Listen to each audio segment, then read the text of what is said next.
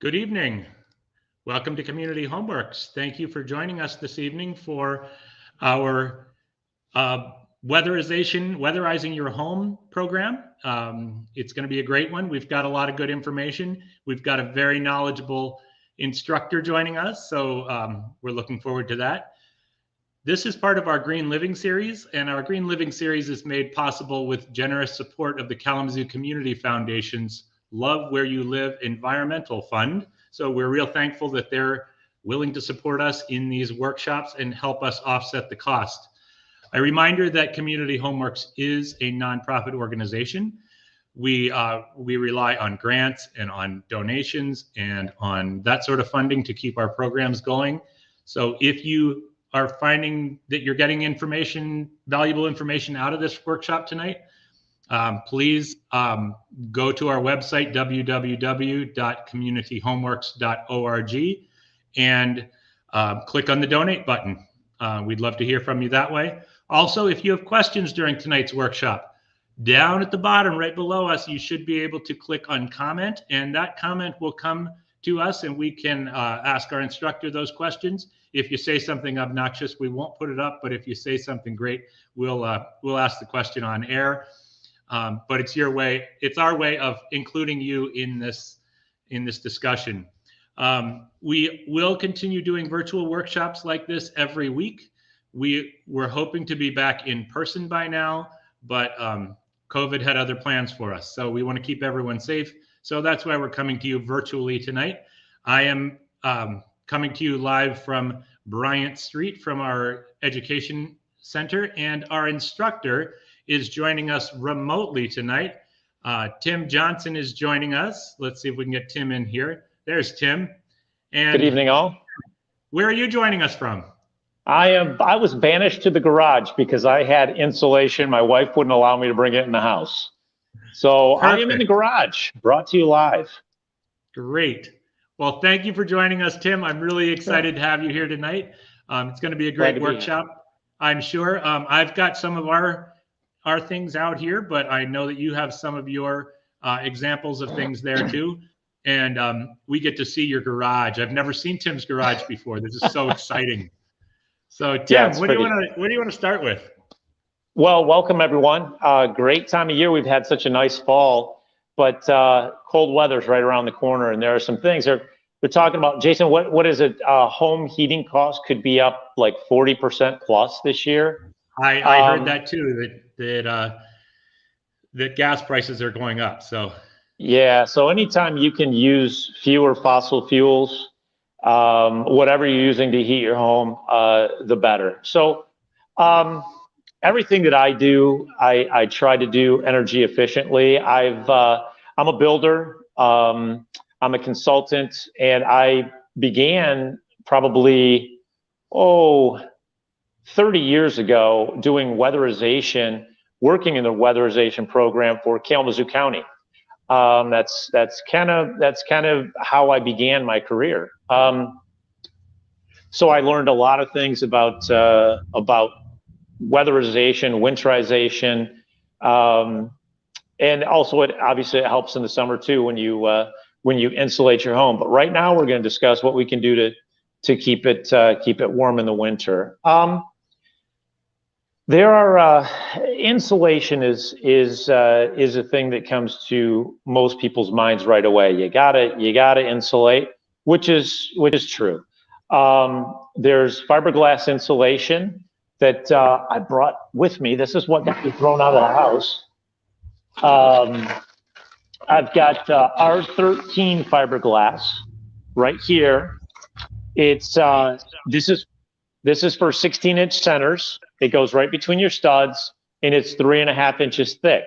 You want to use the proper thickness. You don't want to use the one that I'm going to show you next, which is R19. That's designed for 2x6 walls. This is designed for 2x4 walls. You don't want to compress insulation. That reduces the R factor, the resistance to transfer the heat. This is R19. It's thicker, and this goes in a 2x6 wall. Now, I don't have a respirator on. When I work around insulation, both fiberglass and cellulose, I wear a respirator that's actually HEPA. They say you can wear a nuisance mask, an N95, or just a dust mask. I don't think that's good enough. They're talking about fiberglass is now the new asbestos. When you're up there, and when we're going to climb in my attic, I'm going to invite you up to my attic tonight. And when we climb up there and I shine my LED light, I'm not even climbing into the attic, but you're going to see particulate matter floating around. And that's going up your nose. It's an irritant. Protect your lungs when you're doing all of this. It is bothersome. It's a nuisance. And the fiberglass is respirable. It's very small. It can become seated in your lungs. It's an irritant, your nose, upper respiratory infections. It's just not a good thing. But so first and foremost, proper PPE.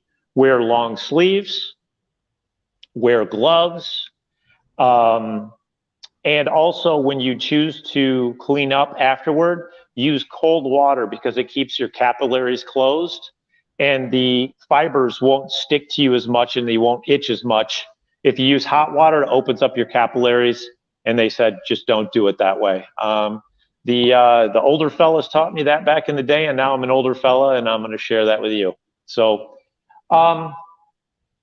energy code has become very prominent over the last 5 to 6 years. Energy code has been in practice since 2007, 2006. But it was never enforced. Now it is being enforced. When I build a new house in certain areas, they require me to hire the person that's going to do what's called a blower door test.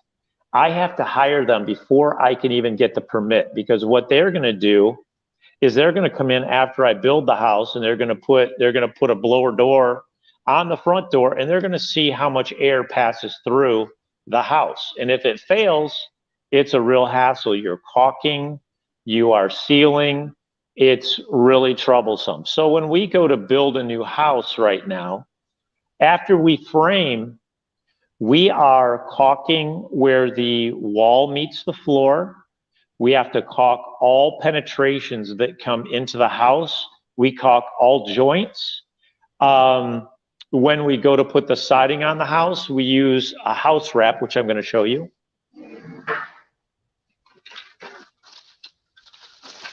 This is a roll of house wrap. It allows moisture to transfer out, but not come in. The entire house gets wrapped in house wrap, heated and unheated areas, which is a newer portion of the code. It used to be just the heated envelope of the house needed house wrap. That has since changed. You wrap the entire house and you tape all the joints. Whenever we have a penetration, we caulk those too, where we have a wire that comes through or whatever we have, we caulk those too, because I don't want to have to go back and find those leaks. As a matter of fact, now the houses are wrapped so tight, you don't have air exchange. Insulation is getting to me. You have to have a bathroom fan that's on all the time. It doesn't shut off. And that's how you transfer. That's how you continually have air transfer in your house. Otherwise, they're sealed up so tight, your air can become very unhealthy in the home. So things are, they're taking energy efficiency much more seriously. In newer homes, you have to have a particular U value on your windows. Your furnace has to be properly rated. Your air conditioning unit has to be properly rated. These are all new energy efficiency items that are addressed on each and every home at this point. Now we're not in a new house building. Stopping you for a second, Tim. You've used a couple terms so far that people might not be familiar with. You talked about R value briefly, and you talked about U value. What's the difference? How are they related? What do they mean? The R value is the resistance that you're providing to transferring heat through the wall. The U value, I don't know what that is. Truthfully, Okay. I don't Okay. know. Do you know? I bet you do. I don't know offhand. No. Yeah, all I know is I that know that low E means that it has low heat transmission through it, but I don't know how that works or what the U value and the low E mean together or anything like that. So I'll have to look that up as well. yeah, they put argon. The low E is they put argon between the panes, but that leaks out in no time at all. Okay. But you have to, the higher the U value, because you used to be able to do what are called trade-offs. I really don't want to get too far into the new construction part, but you used to do Okay. what are called trade-offs. Like if you didn't put in the highest quality windows, the most energy efficient windows, you could put in a more energy efficient furnace, and then that would cancel out. Now they're sticklers on everything has to pass on its own merit. So I know that I could get a higher U value window and put in a more economical to purchase heating unit. But that's kind of gone by the wayside. I'm sorry I don't know that. I will know that by the next time we do this. No, that's okay. I just thought you might know offhand. And I don't want to lose people in talking jargon here. And so that's why I wanted to make sure that we're asking questions. Yeah, no, that's all kind of new construction stuff. Okay. That we're going to, what we're going to really address here are what you can do with an existing home. I have rental properties that are a little bit older, and they are in the historical area. And there are things that I can do, and there are things that I can't do in the historical area. I can't put vinyl windows because that would have been the first thing that I did. I don't want my residents having to take their money and throw it essentially out the windows, paying for these inefficient windows. I wish there would be consideration for that. You don't compromise that much in aesthetics. If you can get different colored windows now, I wish they would consider that, but they don't. So I'm having to resort to storm windows, and I'm having to resort to 3M window insulator kits. I brought our storm down. Thank you, Jason. That's a storm window that screws onto the frame of your wooden window on the exterior. They are helpful. They will stop a breeze, but they're still not as efficient as a thermal pane. Even though I do provide, thank you, Jason, even though I do provide storm windows on my properties, I also provide the tenants with the 3M window insulator kits right there. Yep. And then they go ahead and put those on. If they have difficulty, I'll offer to help them. But most of my people are younger, and they go ahead and handle it. But and that takes care of things. And they help quite a bit. I lived in a couple of my houses that I rent now, and I used to be able to sit and watch TV, and I could feel the breeze on the back of my neck. That's how inefficient those windows were. And I'd put those on too back in the day. There's also a product called Peel and Seal, or Seal and Peel. And that comes out of a caulk tube.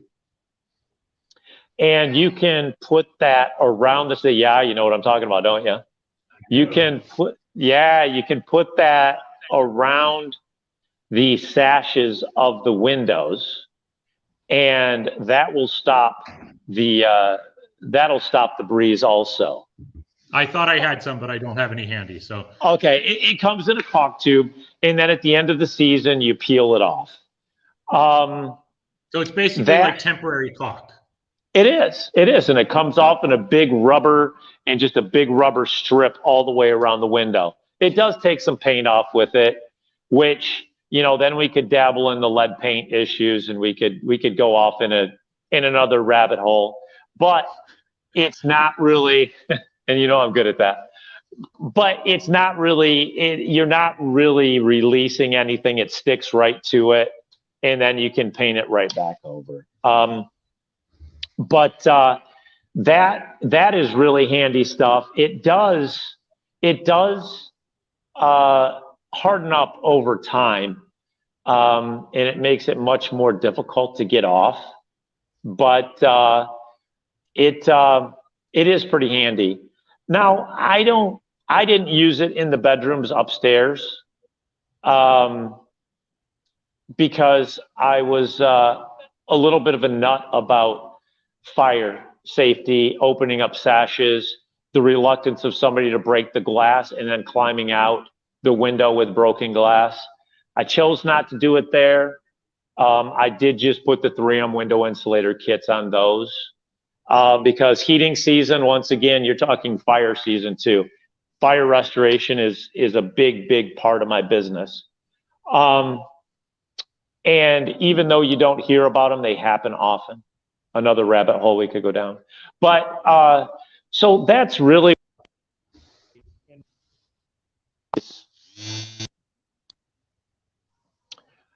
but as far as the windows go, I also will tune up the furnaces. I put in all high efficiency furnaces. My water heaters are direct vent, high efficiency natural gas water heaters. I don't choose to wrap those. I think they trap moisture. I don't like that. I don't like that surface outside, because they're sealed burners now, but I don't want to run the chance of it being insulated improperly. Something gets moved in front of it. I'm not in favor of that. I don't think the trade-off, it's, you know, permafrost is what, 52, 54 degrees. It's not getting that cold down there. I will put foam on the pipes in my houses downtown, because they do tend to be a little draftier than my home. You use this kind of stuff? Yes, exactly. Yes, thank you. Okay. You're always planning ahead. Yeah, I do put that on those, because it does take time. Those houses are 2-story, and it takes time to get the hot water up to the fixtures. So when you run the water longer, it takes longer to regenerate, you know, to heat them back up. So I do where they're open, I do like to insulate those on the hot water side. You just do the hot water side, or do you do both sides? I just do the hot water side. Okay. Yeah. The rim joist, where your ceiling joists go out and set on your basement wall, there's what's called a rim joist. I put R19. I take this, I wear PPE, I have gloves. I take the R19 and I take the craft facing off of it. That is not low flame spread. So anything that's exposed needs to be low flame spread in your basement. So you just cut you put a board down on the ground, you take a sharp knife and you cut it. The width should be right. You just cut it, you know, 9 inches tall, 9.5, 10 inches, whatever your rim joist is. You peel the craft facing off of it, and then you tuck it up in your rim joist all the way around. That helps to stop drafts. You can take it one step farther, which I recommend, and that's grab a tube of caulk. And I prefer silicone caulk. If you use acrylic, if it says you can clean it up with water, put it back down, in my opinion. I'm not a fan of it because it doesn't expand and contract well enough to give it any longevity. And you're going to have your rim joist, which is going to be quite cold and warm or warm based on what's going on outside. And you're going to have your floor joists inside the house that are going to remain relatively stable. You're going to need something that's going to be able to have the flexibility to accommodate to both of those situations. So I use silicone, and I will silicone all of the joints around those openings all the way around. It did take a lot of time, and it did take a fair amount of caulk, but it's easy to do. Go when you've got the rebate at Menards, and you can pick up the cheapest stuff they have and go ahead and apply it. So you're talking caulking the cracks in the wood, not after you put the fiberglass up. Before you put the fiberglass up, yeah. And then once those are all caulked, and you can caulk where your sill plate sets on your concrete foundation, you can caulk that all the way across too. This is also going to help with spiders, by the way. Added bonus. So you can caulk that up, and then you can put the insulation in there, and that is going to save a lot of energy. Now, there is something else that you can do. When we build a house now, in the basement, we stud out a wall on 24-inch centers, and we put R11 insulation in there. Now, when the minimum is you need to insulate from the top down, so essentially what's exposed to the elements outside your foundation wall, from the ground up to where your rim joists are, you need to have that insulated on the inside of the house, and then down 18 inches below that. I'm not interested in doing minimums. We just stud out the wall, put R11, and then put low flame spread visqueen for a vapor barrier over that. And that's how we do it. But I have one rental unit that has a crawl space. And in that crawl space, I took polystyrene. Jason, you have a piece of polystyrene, right? Yeah, exactly. I take 2-inch polystyrene, and I put that around the inside of the basement, and then I use tub surround adhesive. I haven't had good luck using like liquid nails, because it's a petroleum distillate in there, and it just melts it. Hasn't worked out great for me. So I just use a tub surround adhesive, and then I will prop up a 2x up against it and hold it in place until it dries. That makes a big difference too. You can also get those if you can't get access to your crawl space. I know some that are just almost impossible, or you simply don't want to slither around in there like a reptile among whatever may be living down there.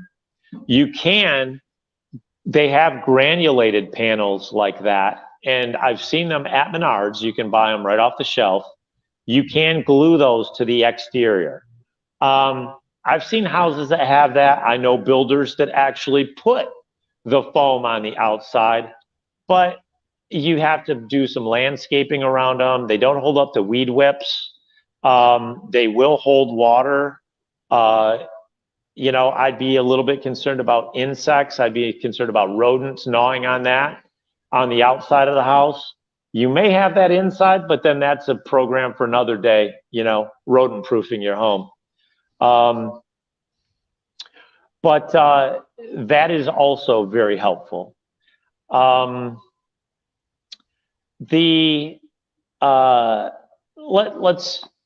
Let's talk about the attic space. Do you have Jason, did I miss anything that you think I should talk about in the basement? One question I had was, you talk about the foam, the polystyrene. What do you think about the funny foam stuff? Are you a fan of it? Or are you not a fan of it? How do you feel about this stuff? It's really expensive. You could do it that way. You could also do what's on my walls here in my barn. This is all sprayed with foam. If you wanted to, you could actually have this sprayed down in your rim joist too. It's just incredibly expensive right now. Since the pandemic, it's difficult to get. They have limited quantities, and it's incredibly expensive. Is that something that a homeowner can do themselves, or do they need to hire someone?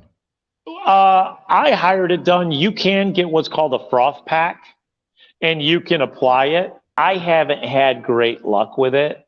I had a car strike a house, and I needed to insulate the rim joist, and I couldn't get anybody to come over there quickly enough to take care of it for me. It was slowing down the critical path of my schedule. So I went and bought a froth pack. It was sketchy at best. It just wasn't great. So you can definitely utilize this too. Now, if you're just going to do a small area, Jason, I like this stuff. I like it. If you just have some small areas to do, absolutely. If you're trying to do your bond, your rim joist, or something sizable, it's going to cost you an arm and a leg to do it that way. Okay. My battery is at like 18%. So okay. I think we should probably hustle up into the attic space here, look around, and then I'll boot my laptop back up. I'll turn it over to you for a second while I try to be techie. Okay. So we'll scamper up, and what we're gonna discuss up there is I'm gonna show you. This is a baffle right here. I'm gonna show you how these are utilized in an attic space in conjunction with cellulose insulation. That's what I put above my garage. Eventually, I'm getting old, and I'm not gonna want to get into a cold car, so I'm prepping my garage for having heat. My wife and I have not had an attached garage in 30 years. It's been detached. And this was my COVID project. And I thought, you know what, if I'm going to do it, it's going to be heated and it's going to be nice. So I've done everything in mind with proper ventilation, because insulation is only part of the equation. The other is ventilation. And you're going to see what I've done up there also. So I'm going to wander up top here real quick.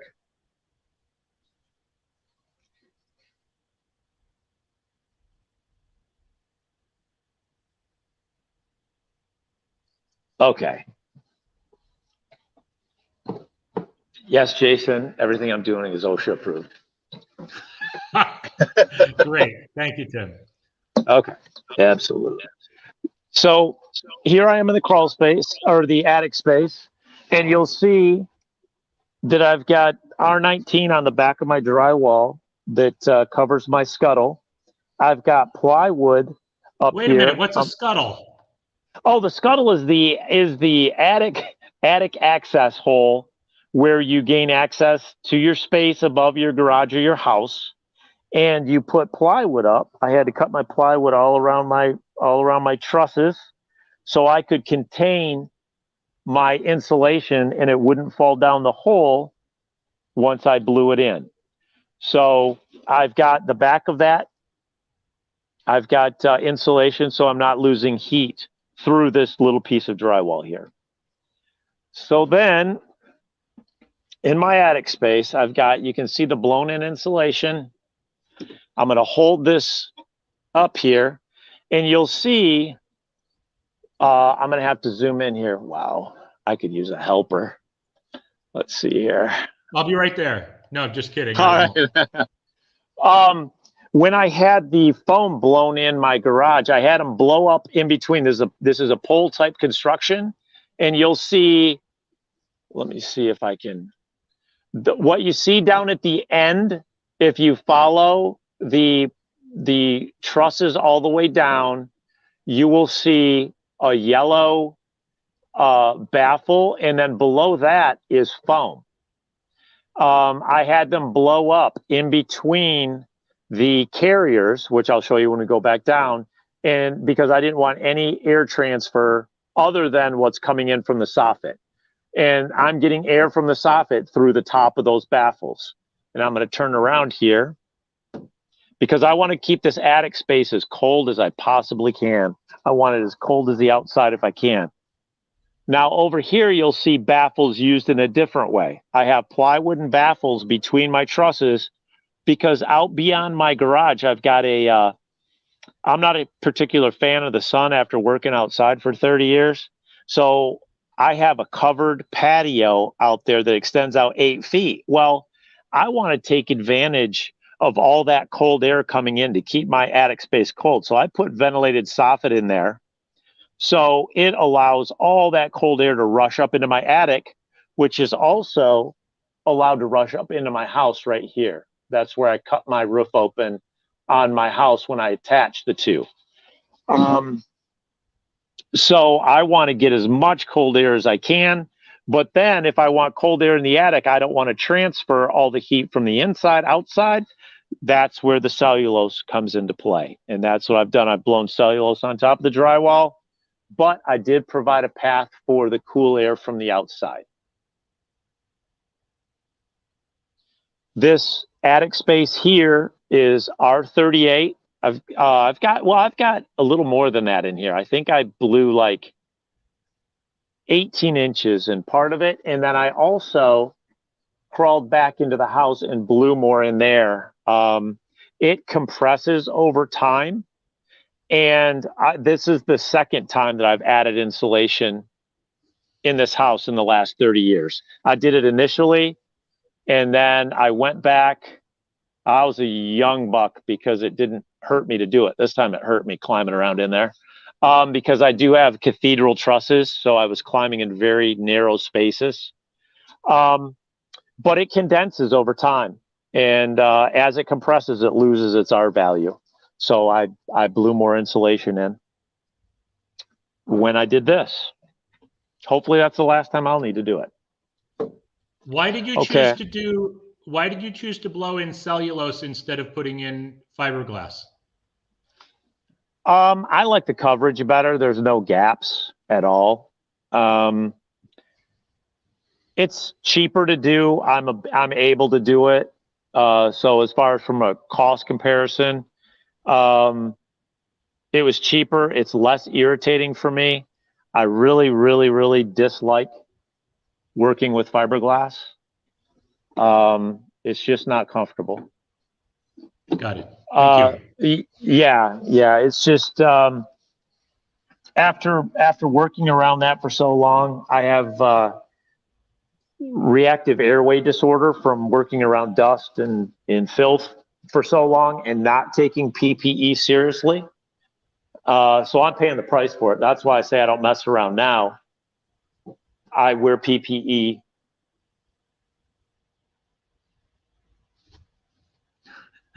I think we lost him. So we will have Tim back in just a minute, but I think either his battery died or something else happened, but we're going to do our best here. In the meantime, I did want to talk a little bit about next week's workshop. At least I think I do, except now I just blanked on what next week's workshop is. We are offering these workshops every week, every Tuesday. So you can always tune in here. Eventually, we will be back in person. And at that point, we're also hoping to continue offering workshops online at the same time. So we will take our in-person workshops and broadcast them as well. A few of the products Tim was talking about, he talked about fiberglass bat insulation, and fiberglass bats are just sections of woven fiberglass that come in a big roll. You can get them with a paper face on them. You can unroll them in your attic. You can put them in between your studs in your wall before you close them in, before you put drywall over them. Those are all things that are normally done now when a home is being built. But most of our participants at Community Homeworks don't have a home like that. They have an older home, and in the older homes, they did not insulate. They left those joist bays, those stud bays wide open because they wanted to get as much ventilation through there as possible. And sometimes that helps, and sometimes when you're trying to keep your house warm in the winter and keep it sealed up, sometimes that doesn't work quite as well. So you lose a lot through your walls and through your ceilings. Tim did talk a lot about insulating as one of the first things you could do with your home. And insulation is a big job. That's something that a lot of people choose to hire somebody to do because, as Tim said, it is an irritant. It gets in all the cracks of your body, any place, your armpits, your elbows, all those places. It makes you itch like mad if you're using the fiberglass. and also it can irritate your lungs and your throat if you're breathing it in. So that's why he was suggesting using PPE, wearing a respirator, wearing long sleeves, all that type of thing. And I think we got Tim back. Here we go. We're going to add Tim back to the. I'm guessing your battery died. Sorry about that. No problem. I talked a little bit more about fiberglass insulation bats and what they look like and how they work. But we can go on for. I'm not sure what you were up to next, but. Let's see here. I think I can honestly say that this was the first workshop we've offered that we've actually gone into somebody's attic. So congratulations, Tim. You took us into uncharted territory. Well, I think that's good.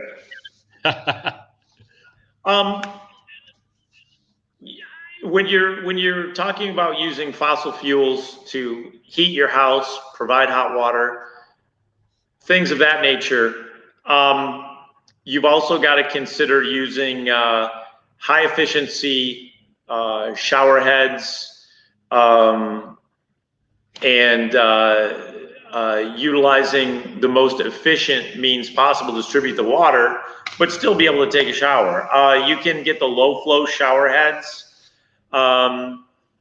Make sure if you have any drippy faucets, you take care of those. If we have a 40+% increase in gas prices, that's going to make a significant difference. You can put aerators, which will also slow the flow on your faucets. A lot of times people will take the aerator off, it'll become closed, whether it's calcium, whatever it might be, rust. In a lot of older homes, you get rust that comes off the pipes, and it will block those aerators. People just take them off and set them off to the side, and they eventually get lost because they don't clean them in like CLR. You can put them in CLR. You can put them in vinegar. Would it be white vinegar, Jason? Seems white like vinegar. For those who are watching, if you tune back into the workshop from a couple weeks ago where we talked about sink and drain repair, we talk about it there. And if April's watching, she'll tell you to take lemon juice or lemons and put them on your faucet. The citric acid will also take it off. So, but the vinegar, white vinegar, is acetic acid, I believe, and putting that, soaking it in there helps a lot to dissolve that hard water stuff. Yeah, and if you're not opposed to using chemicals, the CLR works like a champion too. You can program your thermostat where when you leave your home, your furnace will not continue to heat at the temperature you need it when you're there. They're very easy to program. A lot of them you can program directly from your smartphone now. So there's really not a reason not to do that. That's good in the summer and the winter. How much difference does that make in an older home? You know, I haven't lived there. I know it makes a big difference in my home. I didn't live there back in the day. That was back in the college days. So that was in the late 80s. I don't know. What it would, we didn't have the kind now, we just turned ours down. We turned it up, gosh, what was it? I want to say that was back in the Jimmy Carter days. I remember we would turn it way down. My mother was very thrifty. She was a single mom, full-time college student, raising a couple of kids. So, I mean, she was very cost conscious.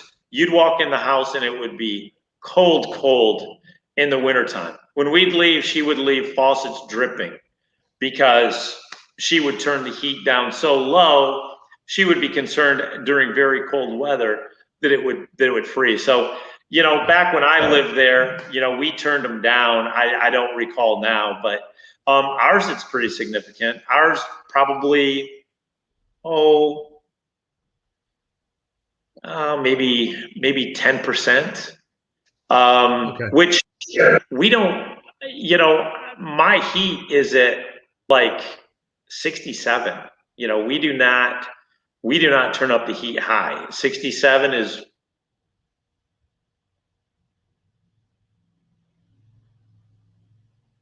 So in our house is pretty airtight. I've caulked everything. When we were talking about caulking, I just put new slider doors in. Mine, the seals were getting the efficiency of those. I put new ones in, and I was a nut about it then. I had insulation packed in there. Now I use foam. But, when I was done with that, I used a lot of caulk. I caulk around my trim. I put foam. I seal underneath. I seal up the sides. I put my casing on. I seal my casing all the way around. I seal all my baseboards. Foam gaskets on the back of outlets. When you put an outlet in, when I was working as an electrician, I put the largest, I'd put 21 cubic inch boxes, which were pretty deep. I like those because it gives more space and you don't have to shove wire in there. It just made sense to me, because when you kink wire, that's, you get resistance. You actually have to calculate how much wire you have in a box. You can't overload a box. So I'd always put the larger ones in. Well, that's good and bad. It's deeper, so there's less insulation behind it. So it's pretty important. You don't have much insulation between the back of that box and the wall. So heat can be lost there, or cool can come in there and create a draft. And the gasket that Jason had is very handy. You put that right behind your cover plate and screw your cover plate right back into it. And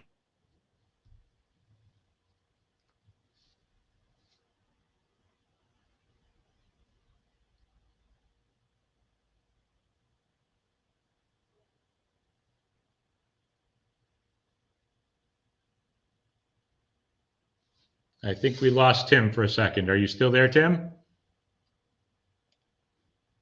Uh-oh. That's not good. Tim, we've lost you and you're frozen. I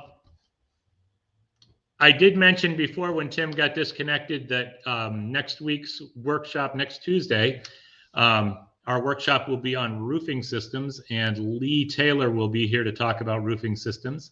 So many of you who have joined us for workshops in the past know Lee Taylor, and he will be back again next week to talk about that. The following week, the first weekend, or the first Tuesday in November, we will be here with a virtual discussion group on what people's favorite power tool is. And so we're going to have 3 or 4 contractors, instructors come and talk about which power tools they use the most and which ones they like and why they like them. So make sure to tune in for those. We are trying to plan these workshops down the road a few weeks, a few months. So we've got most of the workshops planned for November, and we're working on December right now. If there's something you would like to learn at one of our workshops, feel free to send us an email to education@communityhomeworks.org, or give us a call, 269-381-3275. Wait, did I just, 269-998-3275. And my lights just went out here in the Education Center because I'm not moving around enough. So I don't know if Tim's going to join us again, or if he is having trouble with his laptop now, but I figured we would try to use up some time before Tim gets back to us. Tim was saying that insulation is a good thing to do. The other big thing is to caulk any holes, any openings around your home. So go around the outside of your house. If you see a crack, squirt some caulk in there. This is the time of year to do it. You don't want to wait until it's freezing because a lot of the caulk does not work well after freezing temperatures. So we want to try to do that before we get down below freezing. Any place that a pipe goes through the wall into your house or a wire goes through, those places should all be caulked, or else have the expanding foam in the can sprayed into those areas to seal them up. So stopping air infiltration is a big one. Insulating the envelope of your house, so the area of your house where you are living, you want to have that all insulated. And then the next piece is having ventilation through the attic space of your house so that you don't get condensation buildup in that area. Those are all important pieces to this equation of weatherizing and winterizing your home. We will be offering next month as well a fall and winter maintenance or a seasonal maintenance class. So make sure to join us for that. I think, oh, maybe we are getting Tim back. It looks like Tim is trying to join us. I'm not sure if he's getting there or not. Oh, not sure what's happening here. So bear with us, please. And maybe we'll have Tim back and maybe we won't. Here we go. Let's see if Tim's there now. Hey, sorry. Tim's back. I have family in from out of town and they decided it was a good time to watch Netflix. And I live so far off the road, I can't get high internet. And there I went. I'm gone. Yeah, sorry about that. Okay, no problem. We just talked a little bit more about what's coming up in next workshops and sealing your home. So we are almost out of time anyway, so I don't know how much more you have that you want to share, but my lights actually went out in the education space too because I'm not moving enough. We've got one of those sensor lights, so it decided that I wasn't moving and so turned off. So I'm having a hard time here. I'm kind of freezing up. Sorry. Okay. What else do you have to share with us, Tim?